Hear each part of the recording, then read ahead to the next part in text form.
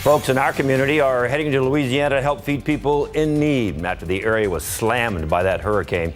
And the need in that state is putting a strain on the food supply chain all across the country. Sarah Costa takes a look at what this means for the shelves at our food bank. And an alarming trend in our area, a rise in the number of HIV and sexually transmitted infections. How a local nonprofit is working to help people stay informed and healthy. Heat and humidity, a big problem today. We could also see a few isolated showers and storms. An update on your forecast is coming up. Live from KSAT 12, the news at noon starts right now. New this noon, several dozen dogs and cats seized from a home on the south side. Animal Care Services say they learned about the situation last week when fire crews were in the area and noticed the animals. Firefighters reported what they saw to ACS after an investigation. ACS says that family that lives at the home near Southwest Military and Commercial Avenue did not cooperate. That led to today's warrant, and more than 50 dogs and cats were taken away. We'll have more tonight at 5 and 6. In the past 24 hours, the San Antonio Food Bank has sent 2 semi-trucks full of water, food, and basic household essentials to Louisiana to help those impacted by Hurricane Ida. Sarah Costa was there as the second truck took off this morning. She spoke with Michael Guerra of the Food Bank about how the hurricane has affected the food supply chain, not just in Louisiana, but in our community as well.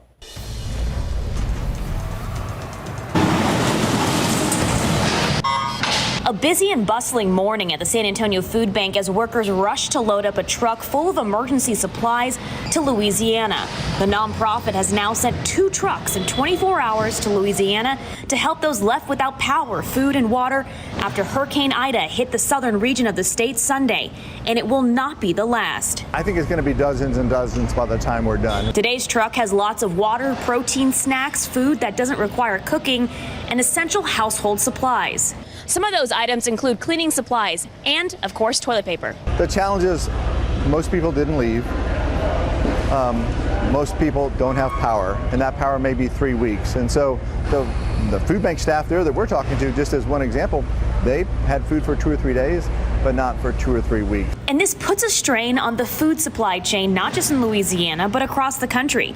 Michael Guerra with the food bank says about 20 food banks in the southern U.S. are working together to see which cities have what supplies and sending them to those who need it most, from Lafayette to New Orleans. As for what this means for the shelves at our local food bank, Guerra says that's still up in the air. The supply chain is still a little iffy in the kind of overall food chain in the United States and globally. We got to continue to feed the folks in San Antonio and the region. So making that balancing act happen is what every day our network is having conference calls to see who's got some extra, who's got the right things. If you would like to help, you can make monetary donations to safoodbank.org. Sarah Costa, KSAT 12 News.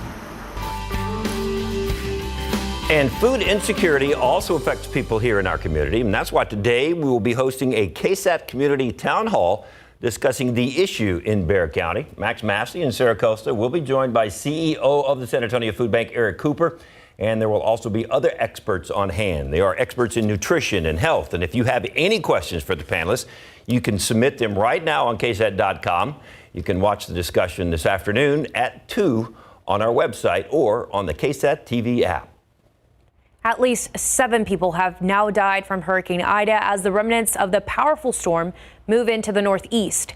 More than 1 million customers in Louisiana and Mississippi are still without electricity as those temperatures heat up.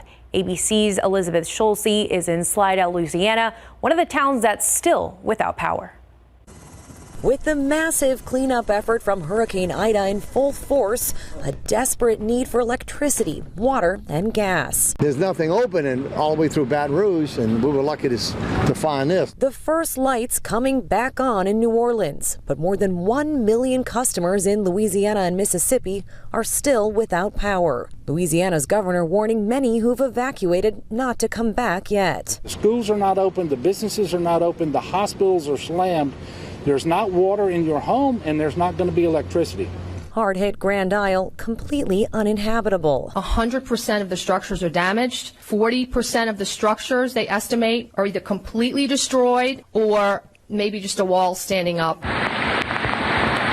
Ida is not yet done. 64 million people are now under flash flood alerts as the storm moves northeast, bringing flooding to Maryland. Rescuers in Mississippi pulling 2 people out of a car. Grab one on my shoulders. During a powerful flood. Amid the catastrophic damage, communities finding slivers of hope. I know what waking up the next day and having nothing is like. Shelley Huff rode out the storm, even though she lost everything in Katrina. We've all been kind of banding together and sharing food, sharing drinks. An old neighbor brought us a generator. Now, according to Gas Buddy, about half of stations in major cities in Louisiana, including New Orleans, are currently out of gas. We drove about an hour and a half out of the city into Mississippi, and still there were stations that were empty. There is also the risk that gas prices could rise because some oil production facilities were hit by the storm. Elizabeth Schulze, ABC News, Slidell, Louisiana.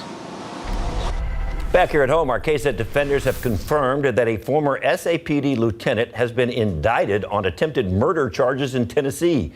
Lee Rankin was formally indicted Monday, more than 6 weeks after authorities said he engaged in a shootout with sheriff deputies in Sevier County, Tennessee. After deputies were called to Rankin's home for a domestic disturbance called July 13th, they said he fired a gun, injuring a deputy.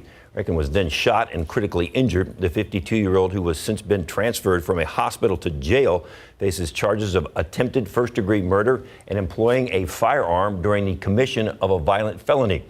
Rankin's troubled tenure with SAPD included being fired 6 times and reinstated 5 times before he was allowed to retire early last year. You can read additional details on Rankin's tenure with SAPD right now on KSAT.com. From one of the country's strictest abortion laws to a new law about liquor sales on Sundays, several new measures take effect today. In fact, 666 new laws are now in place in the state of Texas. RJ Marquez takes a closer look at 2 of those new laws. Really not able to. Starting today, Texas is joining 1/3 of the U.S. in allowing constitutional carry.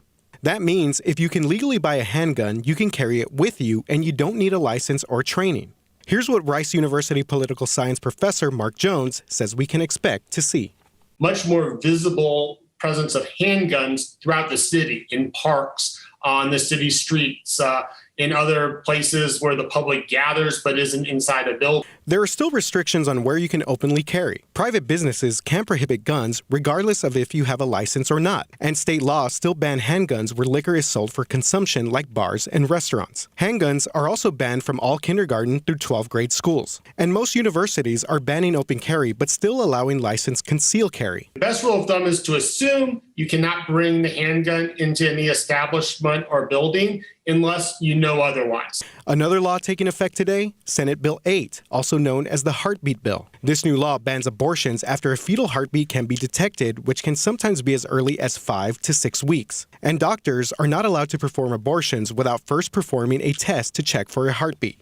If a physician performs the abortion, then they can be sued by a private citizen. Abortion rights advocates and providers are suing the state. They say the law is one of the most extreme across the country. The U.S. Supreme Court is considering an emergency appeal on whether to block this law. RJ Marquez, KSAT 12 News.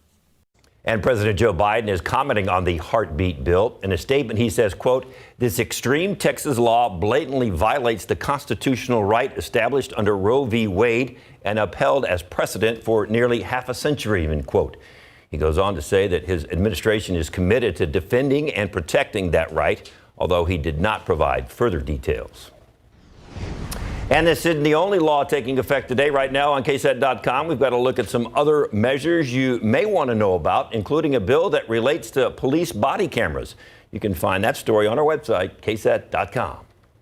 Some people in our community had an idea to help local businesses, and they ran with it, literally. Still ahead, Max Massey tells us how you can take part this weekend.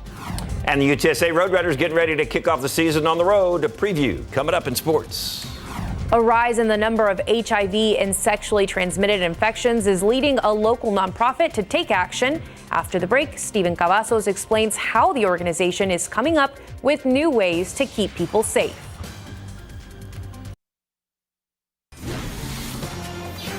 Now to a startling rise in the number of sexually transmitted infections. Officials with the San Antonio AIDS Foundation tell us at the start of the pandemic, testing went down, but now the number of new cases have gone up. However, there's a new initiative to keep people safe. Stephen Cavazos tells us how the nonprofit is thinking out of the box.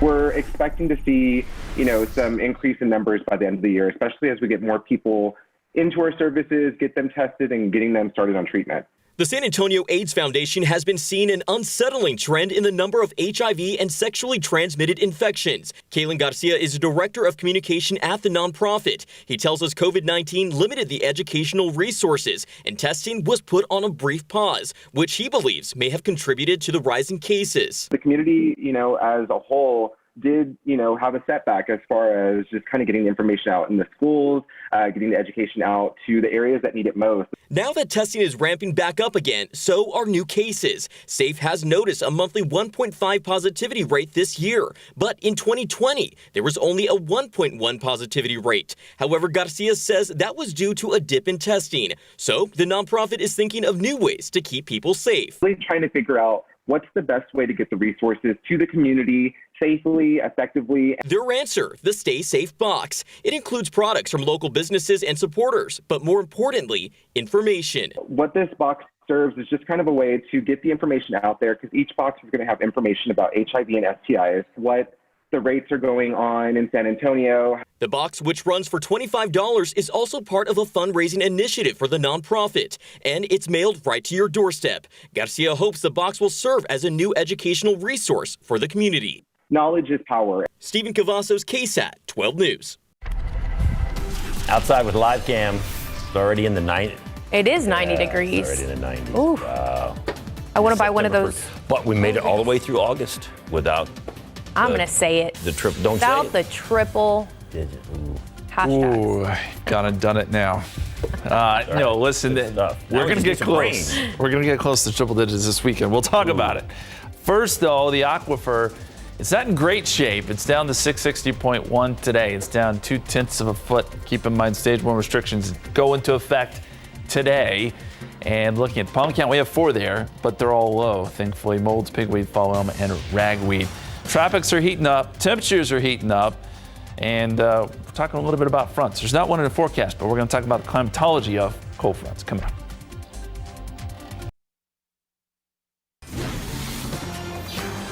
Small businesses all across the country and across San Antonio have had obstacle after obstacle during this pandemic. As an effort to help shine a light on our local breweries and keep them up and running and flowing, the San Antonio Beer Run came to fruition, and they still need our community's support. Max Massey explains the importance and what's on tap for the second annual event. It's a great beer. Jim Hansen started Second Pitch Beer Company, but he started it during this pandemic. It's been tough, but we've been persevering, and so we just made the best that we could, and luckily we have a great team around us that were able to make some great beer. And the San Antonio Beer Run was vital to his business. It meant a lot with the COVID, and to-go beer was just a lifeline for us as the San Antonio brewing community, and having an event that allows people to go out to the different breweries and to get to-go beer and to drink it at home was really, really important just as a revenue standpoint. As event after event was canceled, customer after customer staying home, the founders of the San Antonio Beer Run stepped up and helped out. We came together and we're like, well, if nobody's doing any events, how can we connect the brewing community, our brewers, as well as our patrons? This event is about helping community businesses and trying something new. You can find something that you love somewhere, and we want to share that love and getting people out to exploring. And it is so easy to get involved, help our local small businesses. All you need is a San Antonio Beer Run passport. You grab a stamp on our passport, and once you're done, take this passport over to Roadmap Brewing Co. You will grab a free glass while supplies last. The second annual San Antonio Beer Run starts this Saturday, and it goes until the 11th. We're really looking forward to having new customers come out, trying out some of our great beer. Max Massey, KSAT 12 News. A beer run without having to really run, David. Well, you don't want to have to run and sweat and get all crazy, do you? You just want to be able to make a beer run. That's what I'm saying. Sounds like your event. Just, it is hot out there. It is 90 degrees, Use Justin. something cold to drink. You know, the problem today is, I've been saying this every day, but this is an even bigger problem today, is the humidity is higher than it was yesterday. So the heat index is really jumping up today. For that reason, we do have CPS Energy peak energy demand day. They're asking that you lower your energy use 2 p.m. to 7 p.m. The electrical grids obviously are going to be working hard today with heat not only here, but across the state of Texas. Hey, let's talk cold fronts. That's a good subject. Where do we usually see our first front? And what I'm going to consider a first front here is a 10-degree temperature drop, more or less. Back in 2017, 2016, September 26th, October 11th for 2019. Last year, it was pretty early, September 4th. But you average it all out, and really it's sort of late September here. And this is sort of an ambiguous idea. But generally speaking, late September, we start to see some of those fronts. So look, we're almost there. Almost there. But in the meantime, still a lot of heat. You look at the average high temperatures for the month of September, we start off in the low 90s. By the end of the month, we average upper 80s. So this is a month where we can start to see those temperatures drop off a little bit. Boy, that sounds nice. Considering today, we're expecting high temperatures around 97 and a heat index around 102 here in San Antonio, 103 in Austin, 105. It feels like temperature in Gonzales, Pleasanton, Cotulla. You get the idea. As I mentioned, the humidity is just a little bit higher today, and that's why the heat index is really starting to jump up. 89 right now, feels like 97 outside with a southerly breeze at 8 miles per hour. The dew point is at 73. And looking at the satellite picture, we still have some of those clouds left over, and they'll be around through the afternoon. I'll still call it mostly sunny, though. 90 New Braunfels, 88 Seguin, 92 in Pleasanton, 88 right now in Hondo, and already up to 93 in Del Rio. They may get close to the triple-digit mark today. There's a look at the dew points. We mentioned those are high, and that's the heat index. This is the result. Feels like 104 in Kennedy, 102 Gonzales, 103 Pleasanton, 105 Cotulla. This is borderline advisory here, so just be careful. I mean, this is the kind of heat that if you spend a long time outside, it can be a little bit dangerous. Dew points are going to stay elevated through this week, but by the weekend, they do start to fall off. It's possible that during the afternoons, we could get dew points in the 50s over the weekend. That would be great. Here's the setup. Heat advisories to our east and northeast. Flash flood watches out west and then up to the north and east. Some heavy rain. This is the remnants of Ida. That's going to bring heavy rain and some flooding to parts of the northeast. For us, it's basically high pressure and control here. There could be a stray shower or two today. We're not looking for much. Like yesterday, a pop-up is possible, but most of us stay dry. That'll be the case again tomorrow. We fast forward to 5 o'clock tomorrow, just some isolated storms, 20% chance or less. Very quickly, let's visit the tropics. We've got a new tropical storm out there. That's Kate. We're not going to worry about her. She's going to weekend fall apart. That's tropical depression. But tropical storm Larry has formed. This is expected to be a hurricane, but it's going to take a turn to the north. We don't think that it will affect the lands. That's good news there. And we have an area in the Caribbean that we're watching, 30% chance of development. Next couple of days, Hurricane Center will keep tabs on that as well. We'll keep you posted. Forecast, 97 next couple days, 20% chance of rain. 20% Friday. We mentioned the lower humidity this weekend. Trade-off, of course, you have lower humidity. Air temperatures like to come up a little bit. Right now, we're forecasting 99 on Sunday. Labor Day weekend's going to be toasty, guys. Oh, man. I don't know if to take the humidity or to take the heat. David. The Cowboys roster has I was thinking heat or humidity. The Cowboys roster has a lot of rookies on it. I do know that. So that'd be taking some heat Who are you? to perform. The rookies? Uh-huh. Yeah. Coming up. Pro football coverage powered by Davis Law Firm. Dak Prescott is the starter for the Dallas Cowboys at quarterback. And as of right now, he only has one backup. Yesterday was cut down day, and Dallas released both Garrett Gilbert and Ben DiNucci. That means Cooper Rush is Dak Prescott's backup for now, even though there are other quarterbacks available. Teams had to make cuts by 3 p.m. yesterday to get their rosters down to 53 players for the regular season. Rush completed 29 of 46 passes in the preseason, 272 yards, 2 TDs, and the biggest stat, 0 interceptions. Here's what Cowboys owner Jerry Jones had to say about keeping Rush over Gilbert and DiNucci on his weekly radio show in Dallas yesterday. I just think that he's shown that he can run the complete offense. And credit to him, he had some tough competition. Those guys didn't cut him any slack. He's had a lot of reps. All of our quarterbacks have because of the absence of Dak. All of those things make us feel real comfortable here. Hey, the biggest story on Cut Down Day, the Patriots released Cam Newton, and there are reports the Cowboys will explore the possibility of signing the former #1 overall pick, but he is not fully vaccinated, by the way. Dallas Cowboys cut list notables. Here you go. There's a list. And by the way, all their draft picks from this year made the roster, at least as of right now. So that's pretty impressive. It was a successful year last year with 7 wins for first-year head coach Jeff Traylor. Fighting opponents and the pandemic, Traylor is ready to begin his second season as the head coach of UTSA when they travel to Illinois to take on the Fighting Illini. A very tough test to open their 2021 season, especially since Illinois kicked off their season last Saturday by knocking off Nebraska 30-22, a huge second and third quarter. The Roadrunners ended their season last year with only their second trip to a bowl game, where they barely lost to the Raging Cajuns of Louisiana 31-24. On Saturday, they will be only 5.5-point underdogs. Everyone's excited, as they should be for the first game out of the season. Facing a good opponent in Illinois, and everyone's just very excited to just, face an opponent of, such stature, and, with them being P5 and stuff like that. And like I said, it's the first game of the season, so everyone's pretty excited, and we're just ready to roll. It's great knowing that with the restrictions of COVID, we're taking the precautions to get everybody on the plane, so everybody's able to play this year. We're not missing anybody.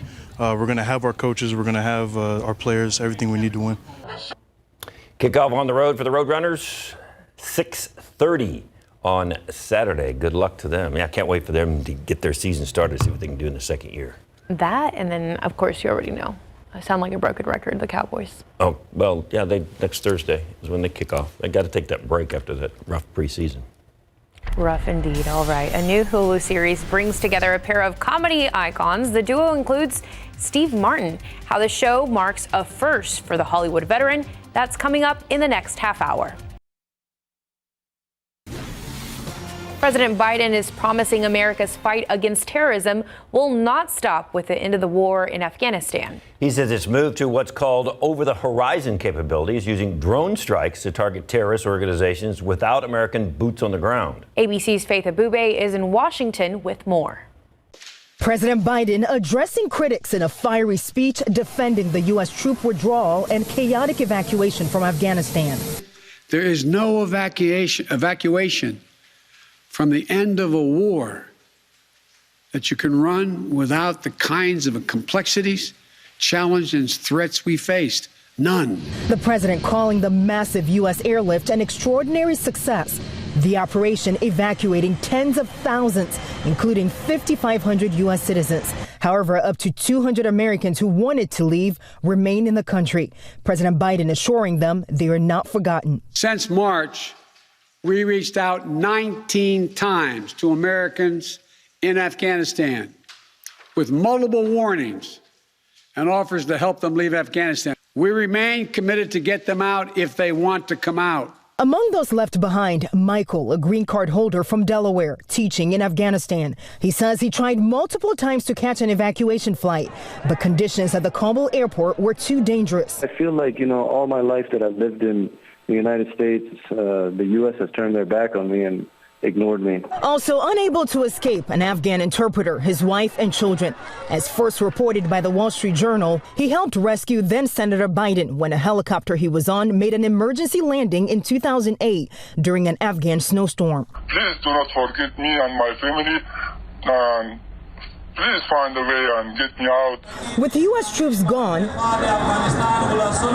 new video shows the Taliban celebrating at a mock funeral, holding caskets draped with American and NATO flags. And also, the Taliban now has access to aircraft and military vehicles left at the Kabul airport, but the Pentagon says they were all rendered inoperable. In Washington, Faith Abube, ABC News. Outside with live cam, this looks like yesterday and the day before that, except there was some rain in the afternoon, and now it doesn't even look like we're going to get that. There's a little bit more clouds today. You think so? Yeah, yesterday, remember, Justin, the one true. cloud? It was one cloud. Today we have 50 there in the live cam shot.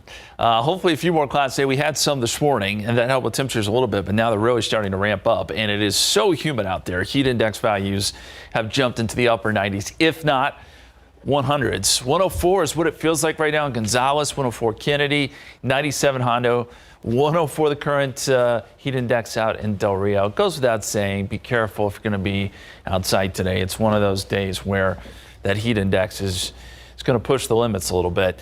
Forecast for today, we're going to get up to about 97 here in town. Heat index will jump up above 100 here in San Antonio too. And it is a peak energy demand day, CPS Energy peak energy demand day. Lower your energy use between 2 p.m. and 7 p.m. Thanks to this heat. Here's what to expect. We have a heat index 100 plus today. Stray storm possible. Rest of the week, there could be a stray storm or two rest of the work week. But we're not looking for much rainfall. And then the Labor Day weekend, it'll be hot, but we will get some lower humidity.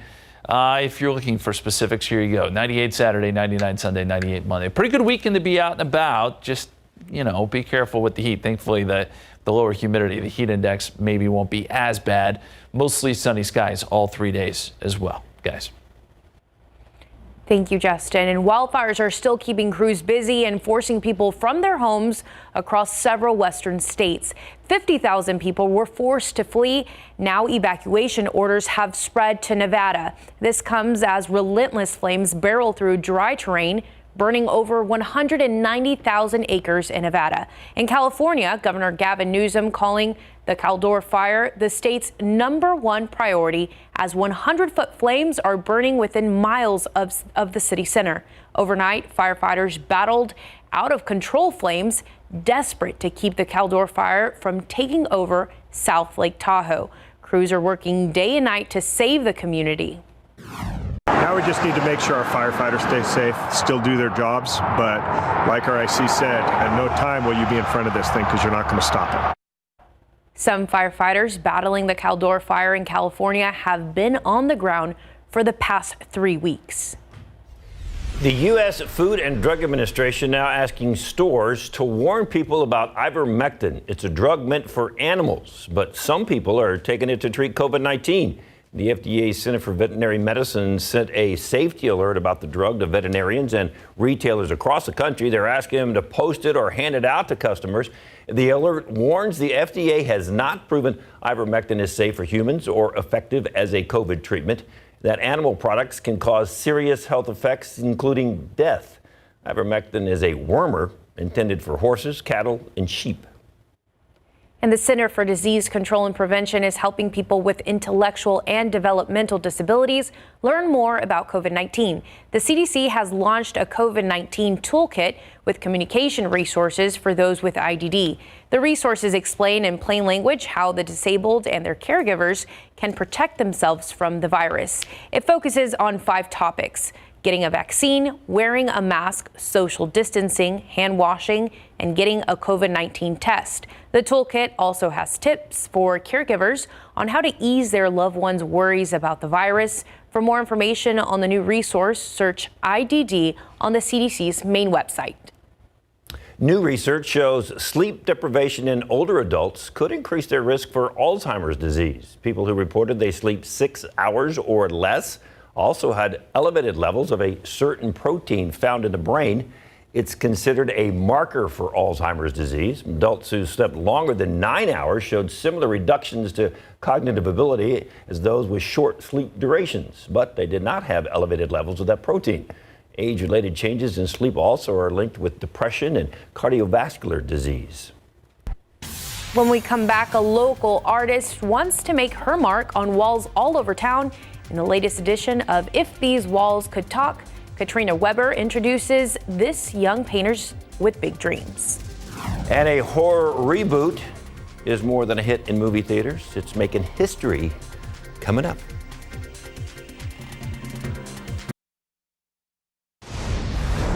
Walmart says it's going to hire 20,000 new employees. The new jobs aren't for Walmart stores, though. They're for warehouse roles for the retailer's distribution centers. Warehouse jobs are in huge demand as the pandemic accelerated already shifting customer preferences to order products online. Walmart is offering more than $20 an hour plus free college tuition for full and part-time positions. Even so, experts expect the company will have difficulty filling them all. Walmart is holding special hiring events next week, trying to attract candidates. The company stresses the jobs are permanent and not seasonal. Social Security will have to cut benefits in 2034 if Congress doesn't act. That's according to an annual report from the program and Medicare trustees. 2034 is a year earlier than previously projected. That's because COVID-19 caused a drop in unemployment and a loss of payroll tax dollars.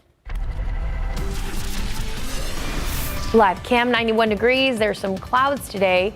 But David, I was really worried about your hair today with all the humidity. Didn't know if it'd hold up. Thank you. I appreciate that. It looks good. Justin, you too. Thank you. Barometer's on point today, showing the humidity. 90 so far today, 79 was low this morning. We just barely dropped below 80 degrees, and that's because of that humidity.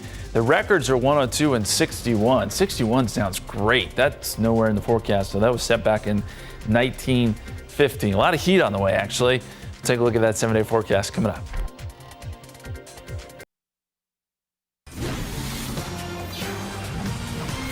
A local artist is hoping to use windows to open a door to her future success. She mainly paints decorations on windows right now, but she has her eyes on walls all over town, sites for the murals she wants to create. In this week's edition of If These Walls Could Talk, Katrina Weber introduces us to the artist who is out to make her mark in a big way.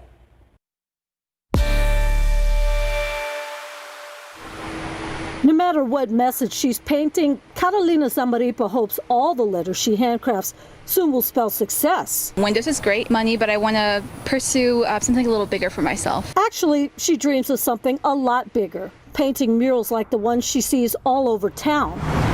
Right now, most of her work greets customers as they enter local businesses. It's a way that she came up with to continue refining the skills she learned at the Maryland Institute College of the Arts. I graduated right at the cuff of the pandemic when it first started, so I was exiled back home. Exile has turned to excitement now. Zamaripa can't wait to head back down the path that she actually started taking as a child. She would help her uncle as he painted murals across the city. Painting a mural is you can't scrape it off. If you mess up, you got to paint over it. With the window, you can just scoop with a little razor. Recently, she got a chance to try her hand at a couple of murals on her own. Unlike other artists, she paints the old-fashioned way, with a paintbrush and a vision. While most of her time and talent so far has been spent on windows, Zamaripa already can see through this to a time where her work and name will be on walls everywhere. I know that I'm in a city that will provide me work and will support me in everything that I do. She's definitely keeping the window open to opportunity. Katrina Weber, KSAT 12 News.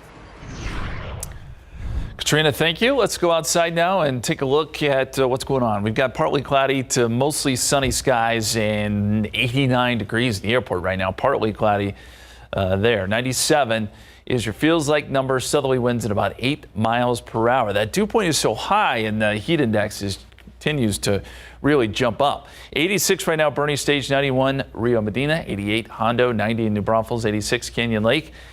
95 Kennedy, 94 Cotulla, a lot of places already in the mid-90s, but this is the number that really sort of jumps off the page. 106 is what it feels like in Pleasanton, 105 Kennedy, 102 in Gonzales, and close to 100 in New Braunfels and here in San Antonio.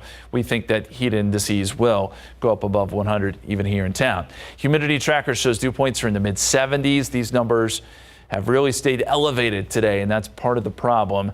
And looking at the forecast, 97, the expected high, the heat index up close to 102 here in San Antonio. Basically, everybody's going to be in the triple digits for that heat index, with the exception maybe being Kerrville and Rock Springs, Fredericksburg, up towards Junction. Here is the setup. High pressure is in control. This is going to be even more in control over the weekend, and that's going to keep things really hot. Heat advisories have been posted for the entire state of Louisiana. Again, a horrible situation there as heat indices will be above 100 there this afternoon, too, on top of cleaning up after Hurricane Ida. A lot of flood watches out west, still some tropical moisture there, and then Ida has worked its way up into the northeast and a lot of heavy rain. There's going to be some flooding here, I'm afraid, New York up to Boston as that moisture surges to the north and east. Again, for us, pretty quiet. It's the heat that remains the big story, and the heat index values will be over 100 not only here but across a large portion of the state, stretching from Wichita Falls down to Laredo, Brownsville, Houston, Tyler, you name it. Everyone's toasty today, and there are no cold fronts in sight. We talked about those fronts a little bit earlier. There's nothing that indicates we're going to get any sort of front anytime soon. Forecast calls for a couple of isolated showers and storms generally east of San Antonio, but can't rule out one or two popping up this afternoon and again tomorrow. It's going to be few and far between anything that we see. This is around 5 o'clock tomorrow. I'd say 20% chance or less for the forecast. In the tropics, we do have Tropical Depression Kate. This is not much. It doesn't look very good. Probably will fall apart as it moves north. But we do have newly formed Tropical Storm Larry. This will likely become a hurricane. It already looks pretty impressive, and it just came off the coast of Africa. But this is going to take a turn, I think, strengthening to a Category 3 storm, but it looks like it's going to move north. Probably won't affect land, and that is a good thing. A couple more waves down there, and then this little area here, Hurricane Center's been watching it. It's rather disorganized, and it's pretty close to land here, but the Hurricane Center does think there's about a 30% chance of development. We'll watch it.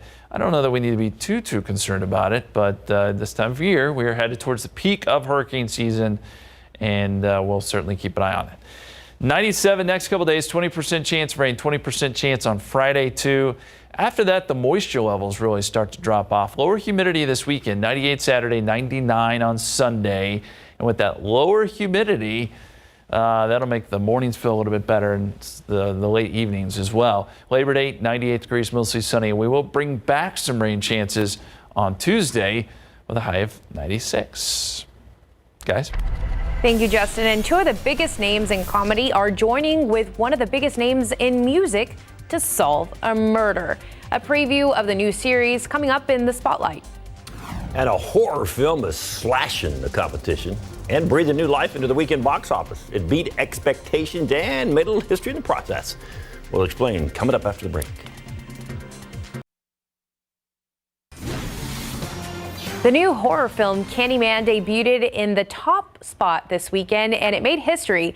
Its director and co-writer is now the first Black woman director ever to have a #1 film at the weekend box office.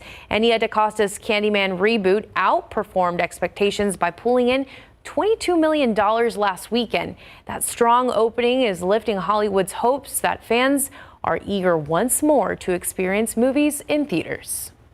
The key difference between Candyman and a lot of other pandemic era releases is that Candyman was available only in theaters. It boosted the overall number of tickets that were sold.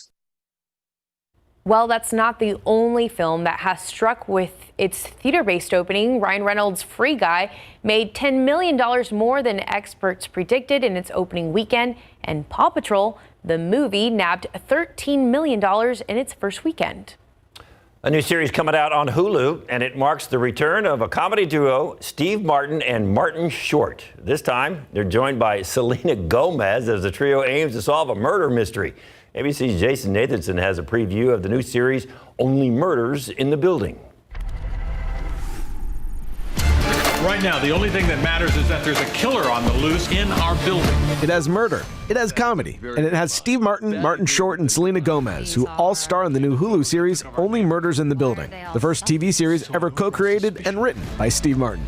They all live in a building, they're all older, they're all retired, and they develop an interest in a true crime show, and they decide to try and solve a true crime. Well, they're not all older. Selena Gomez plays a mysterious woman who teams up with a once popular actor played by Steve Martin and an out-of-work Broadway director played by Martin Short. The three start a podcast about a murder in their building, and Gomez tells me she's a huge fan of true crime podcasts. I love the psychology behind it. I think it's really interesting to see how people solve the cases. Steve Martin says there's a long tradition of combining mystery and comedy. Abbott and Costello, show. And then there was Murder, She Wrote, which why do I think of that as humorous, even though it's not really, but it's kind of light. And there was always a story, but this actually has. I think it's because you always get mistaken for Angela Lansbury. So that's true. If their comedy timing seems on point, it should. The two have been making people laugh for 35 years, since their first film, The Three Amigos.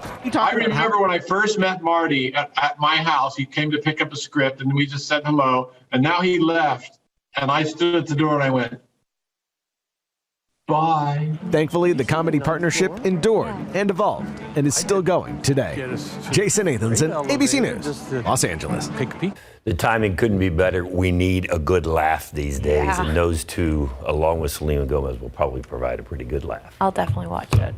All right, good food, great deals. It's all in SA Live today. They're probably laughing there, too. Hey, Fiona and Mike. Oh, we like to do that. Yes, of course. Okay. At each other. Or just at me. So. Well, we've got monster chicken sandwiches, sweet treats, and shopping for a good cause on today's show, and it is National Chicken Month. Yep, and we've got a monster chicken sandwich. And Jen.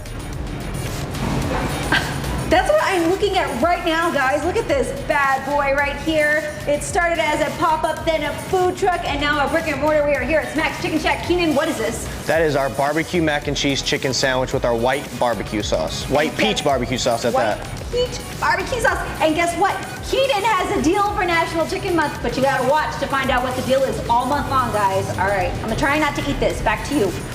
We were going to time you to see if she can eat it in her segment. Yes. And look at this incredible spread. I tell you, they've got a modern take on a classic dessert, and their look is one of a kind. Yes, indeed. Laura Garcia is here, and you have teamed up now for the Ultimate Flavors. Yes, I've teamed up with the ultimate mad scientist of flavors, Meg Morales, and I are part of CKS Pastry House, and today we're going to show you our signature pâte à choux, but it's a flip and dip with some beautiful ube pastry cream.